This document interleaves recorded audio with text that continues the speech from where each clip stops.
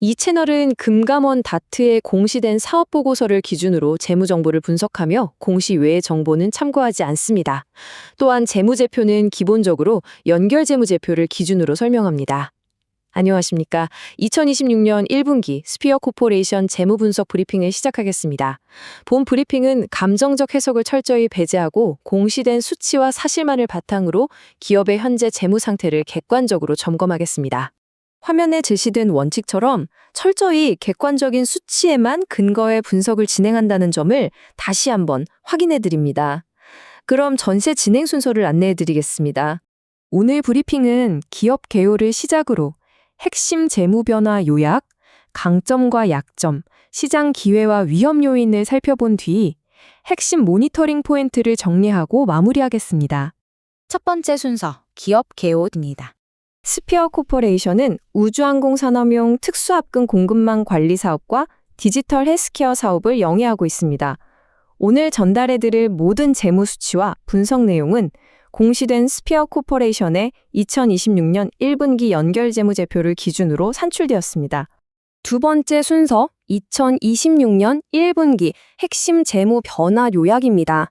기업의 주요 손익과 현금 흐름의 변동사항을 살펴보겠습니다. 2026년 1분기 매출액은 451억 원으로 집계됐습니다. 전년 동기 대비 106% 증가한 수치로 우주항공 특수합금 부문의 실적이 반영된 결과로 확인됩니다. 반면 영업이익은 7억 원으로 전년 동기 대비 84% 감소했습니다. 공시자료에 따르면 지급수수료와 인건비를 포함한 판매비와 관리비 증가가 원인으로 파악됩니다. 당기순이익은 398억 원을 기록했습니다. 하지만 실제 현금 창출력을 보여주는 영업활동 현금 흐름은 마이너스 320억 원으로 선출돼 현재 적자로 전환된 상태입니다. 이번 분기 실적을 보면 영업이익 7억 원과 당기순이익 398억 원 사이의 수치상 꽤 큰 차이가 나타납니다.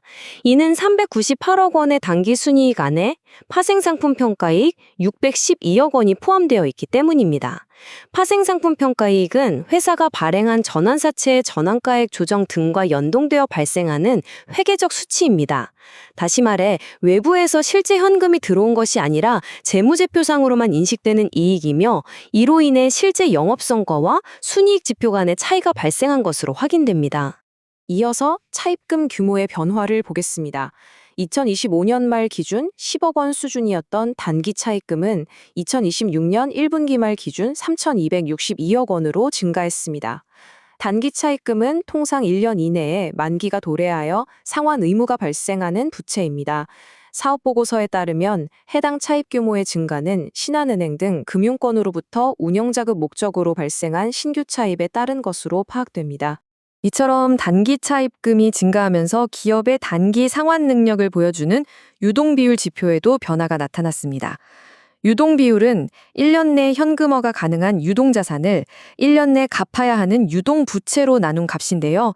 스피어 코퍼레이션의 유동비율은 직전 245%에서 현재 27%로 하락했습니다. 27%라는 수치는 100원의 유동부채를 상환하기 위해 현재 보유한 유동자산이 27원 수준이라는 의미로 유동부채가 유동자산을 상당 부분 초과하고 있는 것으로 집계됐습니다. 세 번째 순서, 재무분석을 바탕으로 분류된 주요 강점과 약점입니다. 먼저 문서에 기재된 강점 요인입니다.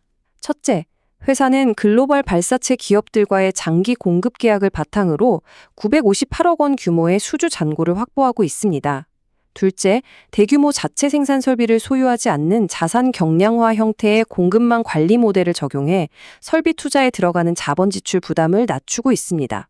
셋째, 현금 및 현금성 자산 보유액은 지난 분기 말 42억 원에서 이번 분기 말 267억 원으로 증가했습니다. 다음은 약점 요인입니다. 첫째, 앞서 확인한 3,262억 원 규모의 단기 차입금이 유동성 측면에서 부담으로 작용하고 있습니다. 둘째, 매출 증가 과정에서 매출 채권과 재고 자산이 확대되며 운전 자본이 묶였고 이로 인해 1분기 영업활동 현금 흐름은 마이너스 320억 원을 기록했습니다. 셋째, 대규모 차입 등에 따라 분기 이자 비용이 62억 원 발생한 것으로 확인되는데 이는 1분기 영업이익인 7억 원을 수치상으로 초과하는 규모입니다. 네 번째 순서, 시장 환경 및 사업 구조적 측면의 기회와 위협 요인입니다. 파악된 기회 요인입니다. 첫째, 인도네시아 ENC 프로젝트 관련 사항이 확인됩니다.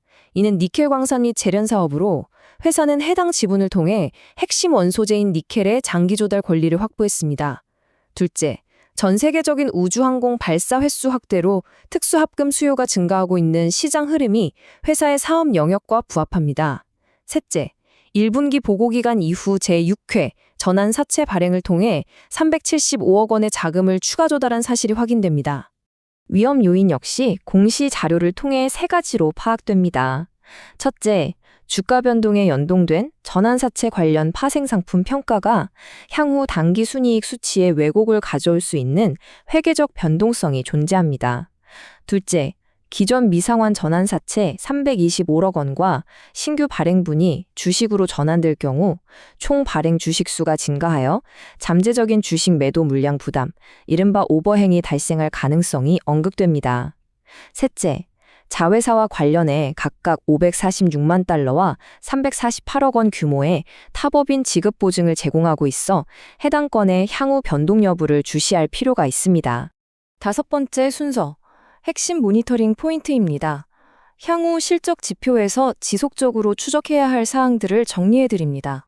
첫째, 1년 내 만기가 도래하면 3,262억 원 규모의 단기 차입금에 대해 리파이낸싱, 즉 만기 연장이 원활하게 성사되는지 확인해야 합니다. 둘째, 현재 마이너스 상태인 영업활동 현금 흐름이 매출 채권과 재고자산 회수를 통해 플러스로 전환되는지 점검이 필요합니다. 셋째, 1분기 기준 2%로 나타난 영업이익률이 판매비와 관리비 통제 등을 통해 개선되는지 여부입니다. 넷째, 단기 재무 안전성 지표인 유동 비율을 현재 27% 수준에서 점진적으로 100%에 근접하게 상향할 수 있는지 관찰해야 합니다. 마지막으로 자회사를 위해 제공된 타법인 지급 보증건들이 본사의 확정 부채로 전이되지 않고 안정적으로 관리되는지 지속적인 추적이 요구됩니다. 여섯 번째 순서, 브리핑 마무리입니다. 스피어 코퍼레이션의 2026년 1분기 실적은 장기 공급 계약에 기반한 외형 성장과 단기 차입금 급증에 따른 유동성 하락이 동시에 나타나고 있습니다. 향후 공시를 통해 비현금성 평가이익이 아닌 실제 영업현금 흐름 개선 여부와 단기 차입금의 만기 연정 진행 상황을 객관적으로 모니터링해 보시기 바랍니다.